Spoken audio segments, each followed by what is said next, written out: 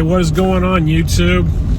Prepared Wanderer. I'm in my truck right now. I'm doing a little traveling today, and this is something that I kind of do quite a bit. I'm on the road a lot. During the week, I commute to work. It's about a 35-minute drive, 40 minutes give or take, depending on traffic and weather. And then on the weekends, I tend to travel about an hour 35 minutes north of my residence to go hang out and visit and be with my girlfriend.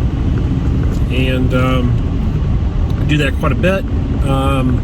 So I'm on the road a lot. And I think that is a perfect segue into this subject, which is all about getting home. And that is the next video in the Prepared Citizen series. And I think it's a pretty important one because to me, it's kind of where things start. At least in a disaster situation, some kind of situation that happens in your area, there's a good chance you are not going to be at home. You're going to probably be at work or someplace like that. And you're going to have to get home because typically for most of us, all of our stuff, the things that we've been prepping, are at our home base. And that's kind of where we're the safest at. And that's where we have all of our supplies, our equipment, and everything. And getting to that is really key. So, and I work in a major metropolitan area. Something's going to happen. We are going to be without power or supplies.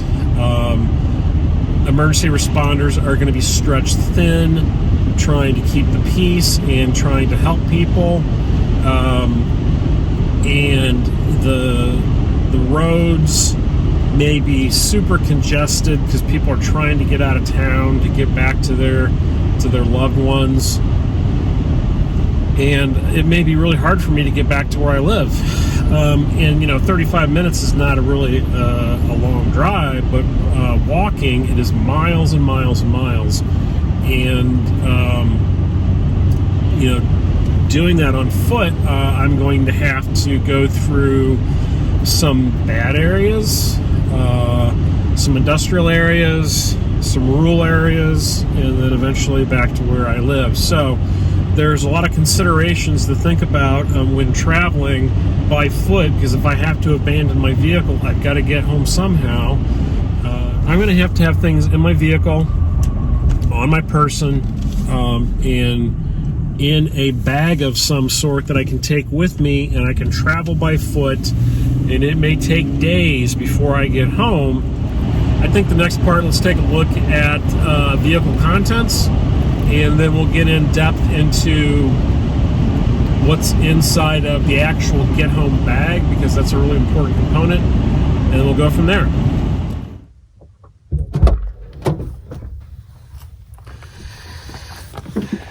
All right, guys, so out with my truck, and what I'm going to do is I want to go through some of the stuff that I keep in my truck and talk about some of the things that I've been thinking about, what I should have in the truck with me, and then we're going to pull some of this stuff out and actually use some of this stuff, get it on, and then hike back maybe into the woods a little bit and look at my get home bag that I've put together based on things that I've been studying and stuff I've changed. If you follow the channel, I've done some get home videos in the past, and the contents and the bag have changed dramatically. It's just, like I said before, this is kind of a change or a shift in philosophy. So first thing, let's look at what's in the truck right now. All right, so this is the back of my truck. This is pretty much where everything's kept. I really don't have passengers in the back of my truck that often, so I'm not too worried about having room back here. First thing is, I keep this Roaring Fire Gear tool roll I've done a video on this in the past. This has pretty much a full complement of tools that I would use to fix my truck. So wrenches, sockets, pliers, all that kind of stuff is in here. I'm not going to go through that. If you want to check out that video, go back through the history. It's not that long ago that I did this video on this particular tool roll, and that just sets back here. And this bag, and this may not stay in this bag, I may change this out, but I want to keep a jacket. And like in the intro for the video, I talked about having some kind of way of keeping the wind and the moisture off of me. This is made by Fox Products. It is basically like the military Gore-Tex jackets, but not Gore-Tex, but it is a cold weather jacket. It is waterproof. I've had this out camping and hiking and stuff, and it does a really good job of blocking the wind and the rain and keeping me warm. So I've got a jacket that I can throw on.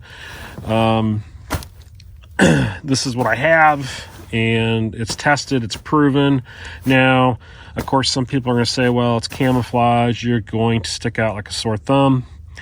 I will say this about the whole gray man mentality, that it is not uncommon to see a guy walking down the street with a camo jacket, a backpack, jeans, and boots.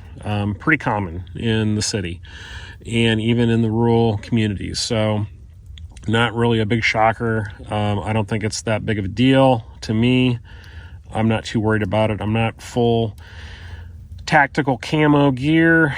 I'm going to probably have jeans or BDU pants on and other clothes. So there's my jacket.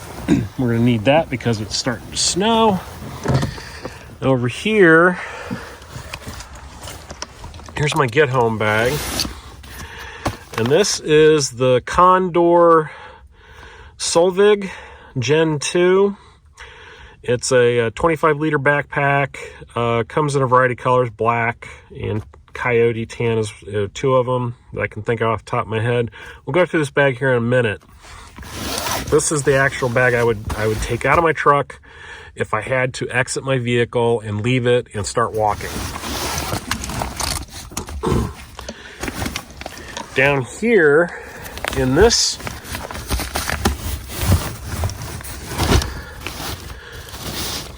little tote some extra stuff. So I've got boot socks because it is January and I need warmth.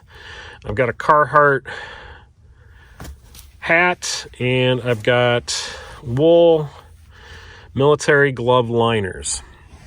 I've also got my heavy duty hiking boots.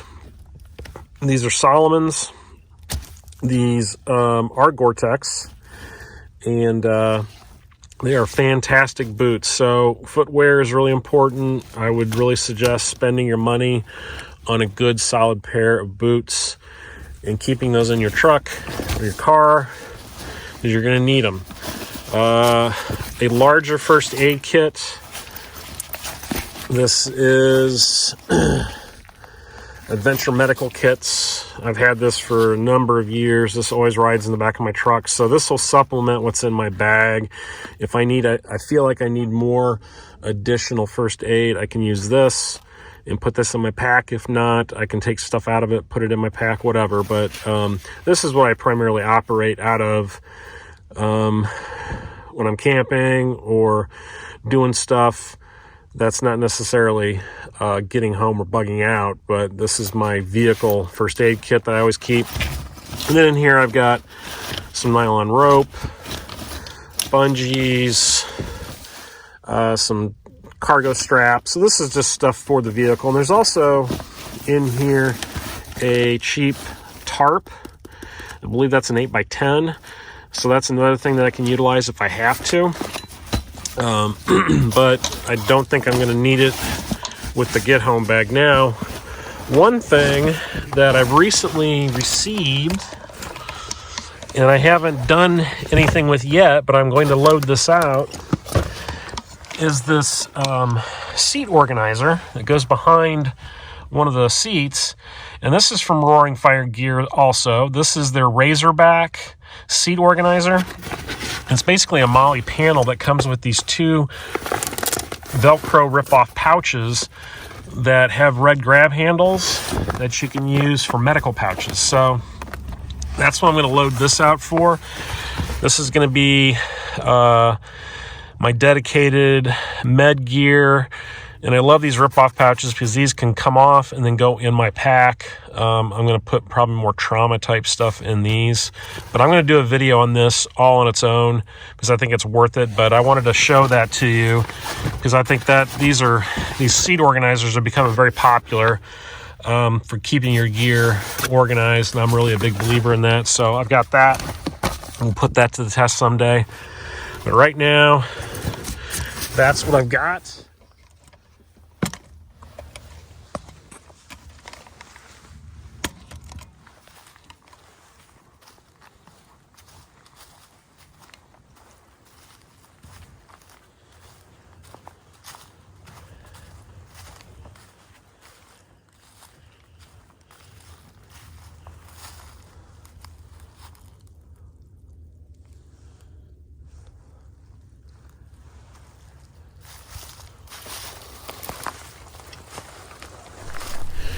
All right, so I'm out here a little bit back into the woods, got a little privacy. I'm going to go through my get home bag that I put together for now. Like I've talked about in the first video and earlier in this video, this is a learning process for me and things are changing. And what you see now may not be exactly what I end up with, but what I keep learning, things will change. Of course, you know, you really need to take in consideration when you're looking at this stuff is this is based on my needs, my skill sets, my training, my area that I'm operating in currently. Now we're talking about get home, so we've ditched the vehicle. Something's happened. For whatever reason, I can't continue in the vehicle.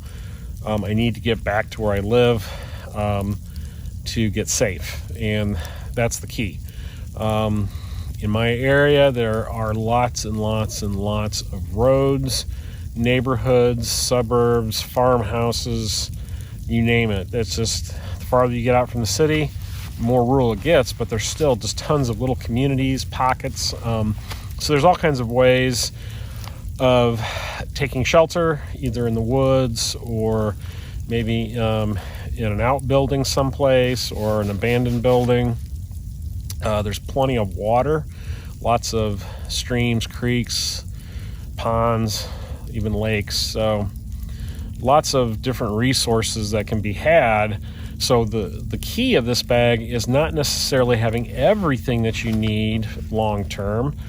You will not be comfortable. You will not be well fed, but you will be hydrated and safe. And that's really the key. So first thing, let's just gonna go through this, what I have in it on the outside. So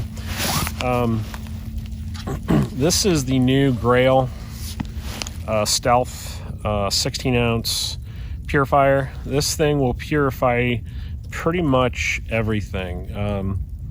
Cryptosporidia, giardia, heavy metals, pathogens.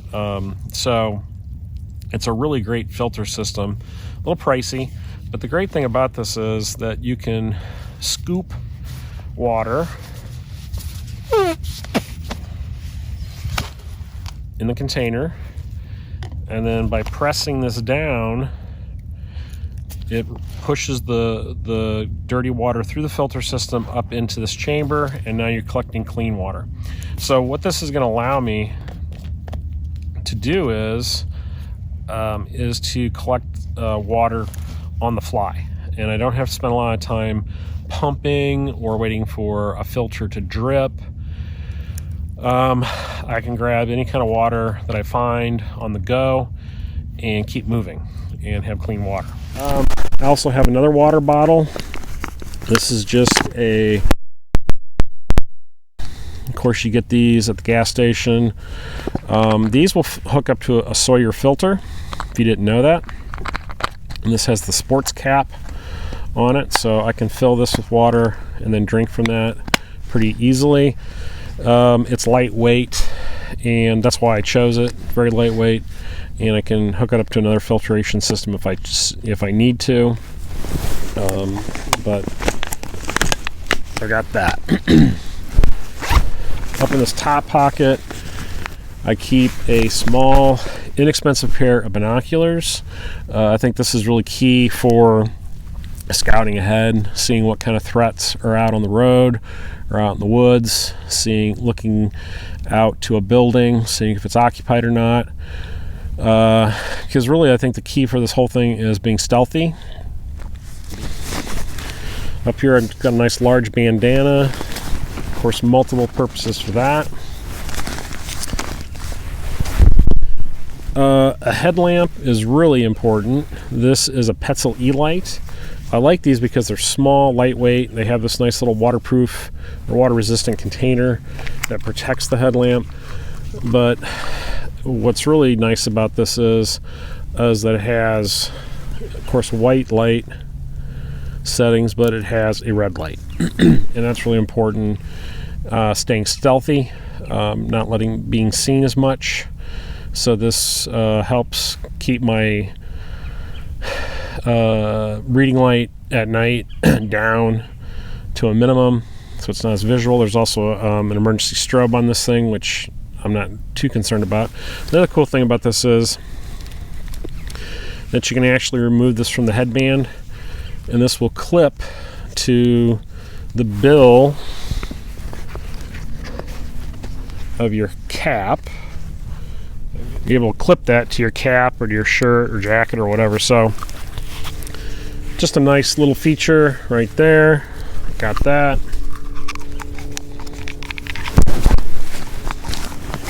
And then spork, titanium, lightweight. Always good to have. Never know when you're going to be able to eat something, so you want to have a tool to do that. In this pocket up here, this is a little admin pouch that I added. I keep a Bic lighter and some lip balm, just for quick grab and go, so I don't have to get in my pack and find all that stuff.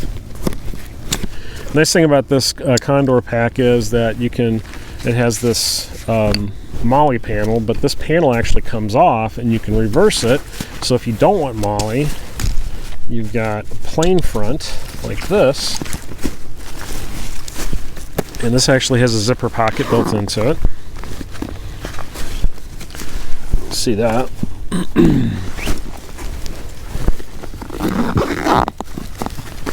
Notebook with pens, and of course it is waterproof, right in rain.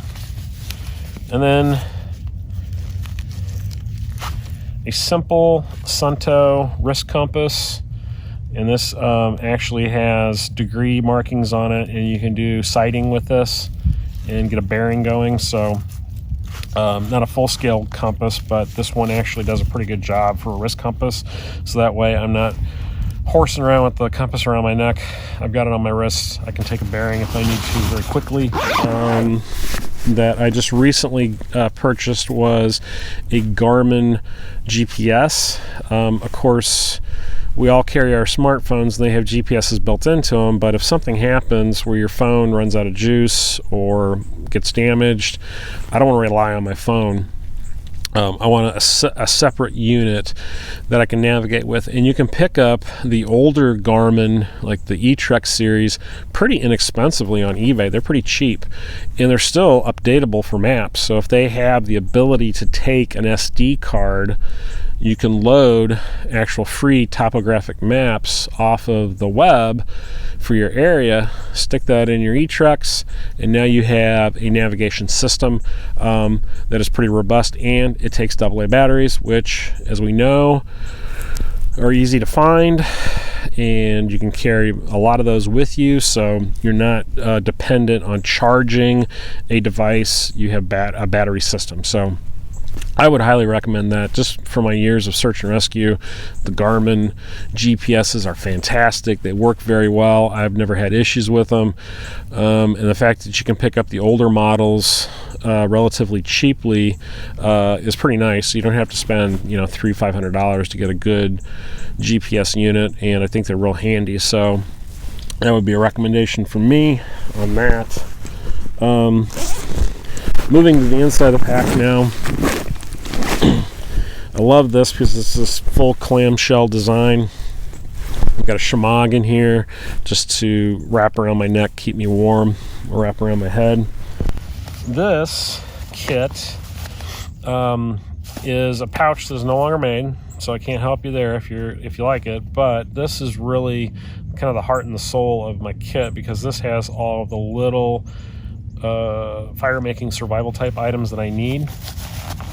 What I love about this thing is you can open it up and everything's there. So I've got water purification tablets. I've got some whirl bags that I can put water in and purify water with. I've got some black and white fire starters. These are little man-made petroleum-based fire starting. There is some basic first aid items, whistle, butane lighter, fire steel, a pocket bellows, which really helps in starting a fire. There is some Gorilla Tape on a roll. I've got a good quality wire saw, Fresnel lens, a buck fire steel, or not fire steel, excuse me, sharpening steel for my knife, so I can sharpen up a blade.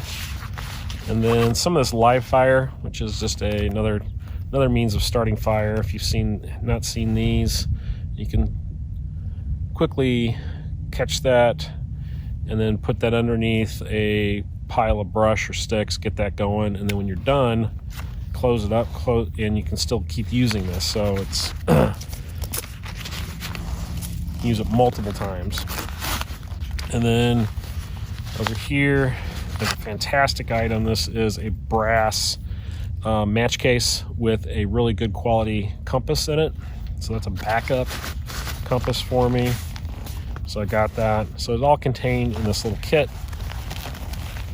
And this is perfectly sized to go into my BDU pocket. So for whatever reason I have to ditch the bag, this can go into my coat pocket or my BDU pocket, and I can keep moving.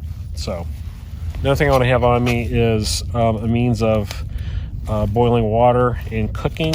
And this is just a little titanium pot.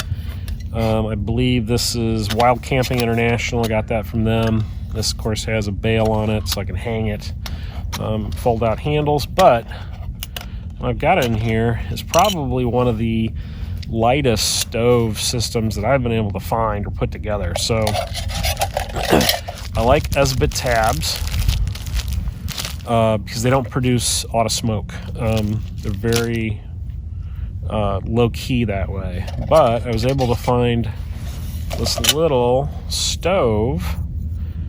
And if you haven't seen these are pretty neat. So you fold out the wings.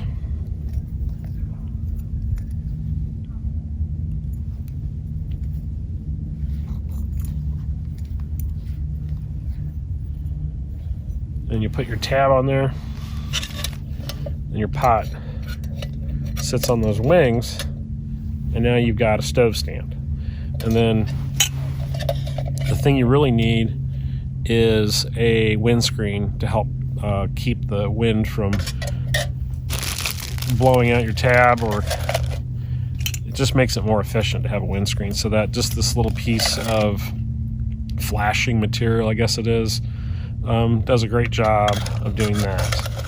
Another thing I keep in here is a solo emergency bivvy, so that's basically my sleeping bag.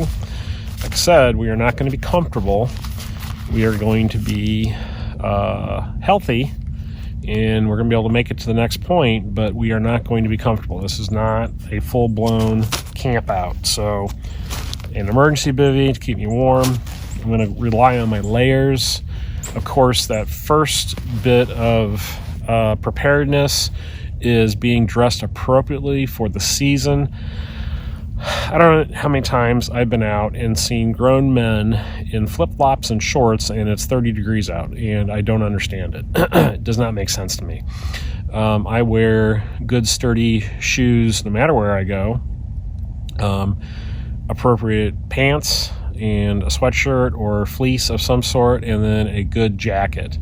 And then if I'm not wearing a good jacket, at least I have a good jacket in my truck. So I always have appropriate clothing that I'm wearing always. I do not go out like some people do. So that's just a pet peeve of mine, and I think it makes a lot of sense. Another thing is, and this is something I just recently picked up and I haven't tried out yet, but I think it's going to be a great item. This is from One Wind. They are a manufacturer of hammocks. This is their emergency tarp that is also a poncho. So this holds double duty for me. This can be a layer to keep the rain off of me, but also I can deploy this and set this up with a ridge line and stake this out, and now I've got a poncho or a tarp, and I can sleep underneath this, and since it's camo, it's going to help hide me a little bit. So, and with that, you're going to need some cordage. So of course, we're going to carry 550 cord. So I've got 550 cord. I've got a nice hunk of it that is big enough for a ridge line. I got some titanium stakes, so they're nice and lightweight, so I don't have to sit there and take time cutting stakes out of wood.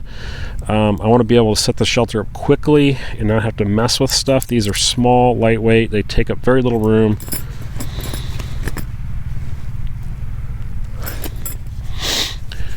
Some bank line, which is great for tie-outs on that tarp. And then a couple lightweight carabiners, and then these figure 9s from Night Eyes are fantastic for setting up tarps, setting up a ridge line. So some of those, and this all goes into a pouch that holds everything. So I know all my shelter building stuff is in here. I can grab this out of the back of the bag, start setting up quickly. It's not scattered all over my bag. So keeping things organized within your bag is really important. That way you can get to stuff and you know where it's at. And you want to put tight things together. So, shelter building, shelter, fire making, all that stuff is in separate bags. Another thing that I carry and that we are going to have a separate video on in the future is a radio of some sort. So what I've chosen is this Baofeng GMRS radio.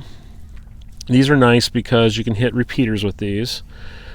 You don't need a ham license, but you do need a GMRS license, which is easier to get. You just go online and apply for it, pay the fee, and then you get the license if you want to do it that way. This is nice. This radio is particularly nice is because you can have all the GMRS radio, station or frequencies programmed in, have your repeaters programmed in.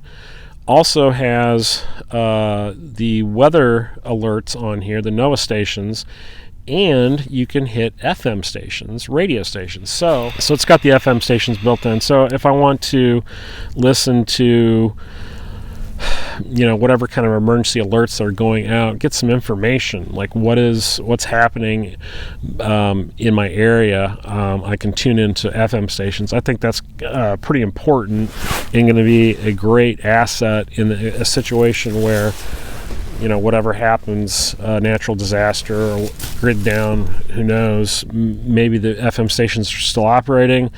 Maybe there's some government communications that are going out, letting people know what's happening. At least I can monitor that and listen to that. So, and also with this radio, I can charge this with a USB cord. So that gives me another way of keeping this thing going. I'm not reliant on proprietary batteries that I have to charge at the base station where I have to plug it in. So USB chargeable. And of course, with that, I have a means of charging it, and I'll show you that here in a minute. In this pocket, I've got some food items. Now,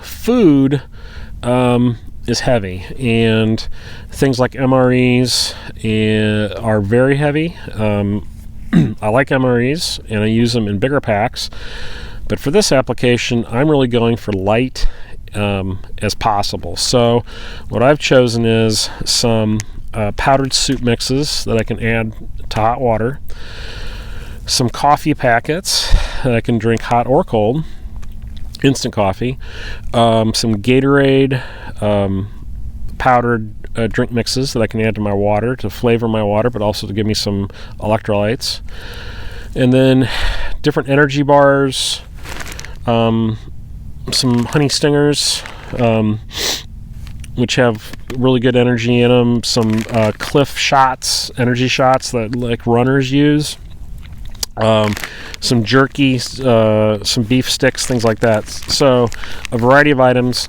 I'm not going to be well fed. I'm going to be hungry, but this will at least get me to the next point.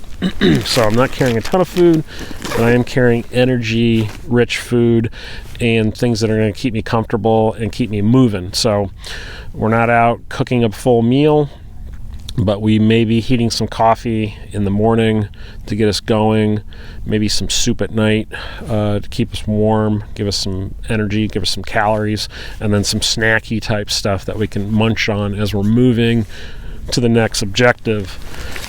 And then up here, I've got Tough Possum pouch. This is the Survival PSK pouch that he has.